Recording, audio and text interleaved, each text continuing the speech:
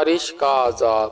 ایک گاؤں کی کہانی جو ہر سال ایک قربانی دیتے، وہ ایسا کیوں کرتے؟ اس کہانی کی مکمل تفصیل جانیں اسی ویڈیو میں۔ سلطنت سے بہت دور آگے ایک ندی بہتی تھی۔ اس ندی کو پار کرتے ہی ایک گاؤں آ جاتا جس گاؤں کا نام رام کلی تھا۔ اس گاؤں میں موجود لوگ ہنسی خوشی زندگی گزار رہے تھے۔ انہیں کسی چیز کی کمی نہ تھی کیونکہ پانی کی ندی ان کے بالکل ساتھ تھی۔ انہیں پانی کی طرف سے بھی کوئی مشکل درپیش نہیں آ رہی تھی۔ ان کے گاؤں میں 4-5 عمر دراز بزرگ رہتے تھے جو بھوشیہ وانی کرتے تھے، یعنی گاؤں میں آنے والا وقت بتاتے تھے کہ آنے والا وقت ان کے گاؤں کے لیے کیسا ہوگا۔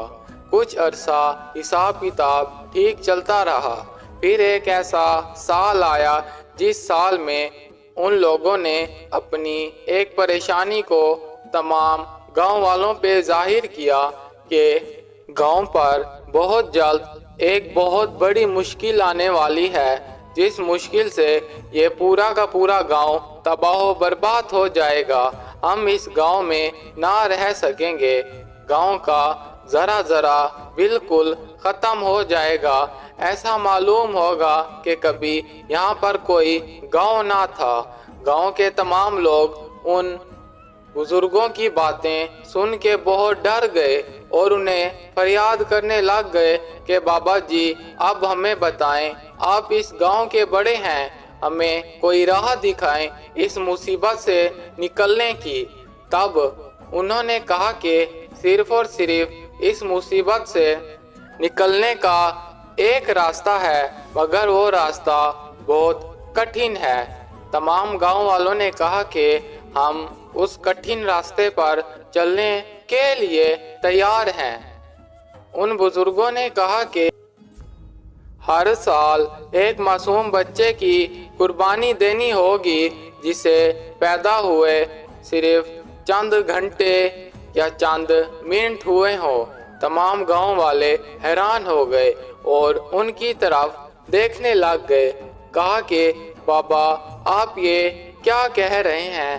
ہم اپنے جگر کے کلیجوں کو اپنے ہاتھوں سے کیسے قربان کر سکتے ہیں؟ تب انہوں نے کہا کہ فیصلہ آپ سب لوگوں کے ہاتھوں میں ہے۔ اگر آپ نے ایسا نہ کیا تو تمام لوگ اپنی جانوں سے ہاتھ دھو بیٹھیں گے۔ تب سب ڈر کے مارے ان کی بات کو مان گئے اور ہر سال 14ویں کے چاند پر جب چاند مکمل نکلا ہوتا، اسی کی روشنی میں ایک معصوم بچے کو رکھ دیتے اور اس کی قربانی دے دیتے۔ 1-2 سال مسلسل ایسا چلتا رہا۔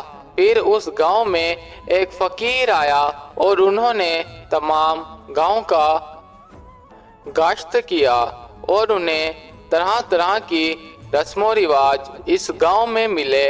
اور ایک رات اس فقیر نے دیکھا کہ تمام لوگ چاندنی رات میں جمع ہو گئے اور ایک معصوم بچے کو رکھ کر اس کی قربانی کر دی۔ وہ فقیر یہ دیکھ کر ہکا بکا ہو گیا، دنگ رہ گیا اور ان سب کو روکنے لگ گیا کہ تم سب بےغیرتوں نے تو ظلم کی انتہا کر دی۔ ابھی اس معصوم بچے کو اس دنیا کا کیا پتہ تھا؟ اسے آئے ہوئے چند گھنٹے ہی ہوئے کہ تم نے انہیں اپنی جاہلوں والی رسم و روایت میں رگڑ دیا۔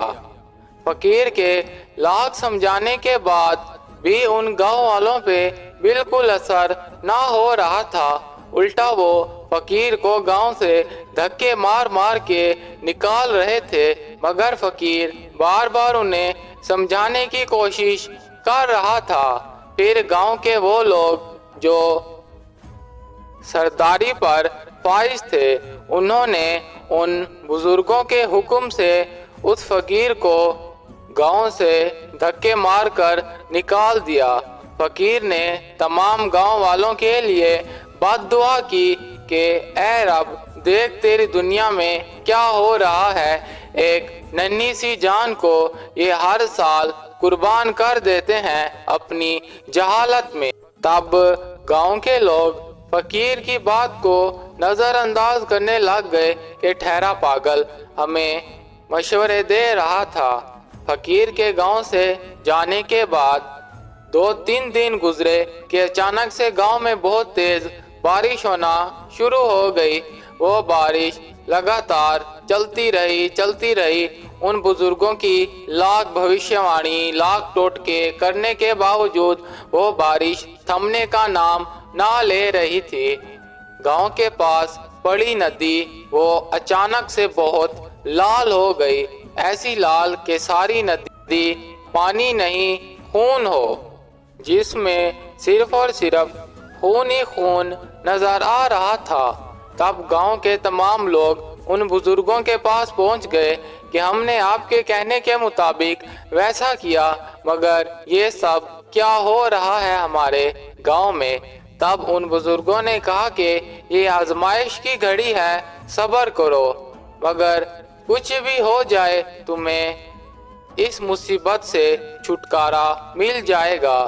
ان گاؤں والوں کی جہالت بھری باتیں پھر بھی ختم نہ ہو رہی تھی۔ جب وہ ندی کا پانی فل ہو گیا، گاؤں کی طرف بڑھا سیلاب کی صورت میں، تب تمام گاؤں والے ڈر گئے اور اپنی جان بچانے کے لیے گاؤں کو چھوڑ کر جانے لگ گئے، ان بزرگوں کو بھلا برا کہہ کر۔ مگر اب کیا ہو سکتا تھا؟ مگر وہ گاؤں والے جیسے ہی گاؤں کی حدود سے باہر نکلے اور آگے انہوں نے ندی کو دیکھا تو ندی ساری خون کی ندی لگ رہی تھی۔ تب وہ گاؤں والے بہت ڈر گئے اور اسی وقت ان بزرگوں کو پکڑ کر مارنے لگ گئے، یہ کہہ کر کہ تم لوگوں کی جہالت بھری باتوں نے ہمیں اس عذاب میں ڈال دیا اور ہمارے جگر کے ٹکڑوں کو ہمارے ہاتھوں سے قربان کر دیا۔ ان کی یہ بحث اس ندی کے پاس چل رہی تھی کہ اسی وقت سیلاب کا پانی ان کی طرف بڑھا اور ان سب کو بہا کر لے گیا اور وہ سب اپنی جان کو گوا بیٹھے۔